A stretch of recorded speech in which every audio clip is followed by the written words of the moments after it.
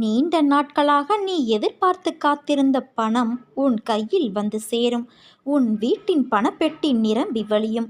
என்னிடம் கண்ணீர் விட்டு சொல்லிவிட்டாய். உனக்கானது உன்னை வந்து சேரும் குழந்தையே. மகிழ்ச்சியோடு இரு. ஆகாயமே இடிந்து உன் தலை மீது விழும்படியாக ஏதாவது பெரிய தீமை வந்தாலும் அப்போது என்னை உன் நினைவில் கொள். நீ கடக்கும் பாதை எப்படிப்பட்டதாயிருக்கும் என்று நீ யோசிக்காதே. அது நான் காண்பிக்கின்ற பாதை. அதில் என் துணை உனக்கு நிச்சயம் இருக்கும் என் குழந்தையே. உன்னை பாதுகாப்பதற்கே நான் இருக்கின்றேன். உன் உற்றார் உறவினர் நண்பர்களே உனக்கு துரோகம் இழைக்கிறார்களே என்று வருந்தாதே. அதை எப்படி எதிர்கொள்வது என்று நிதானமாக யோசித்து அறிந்து கொள்.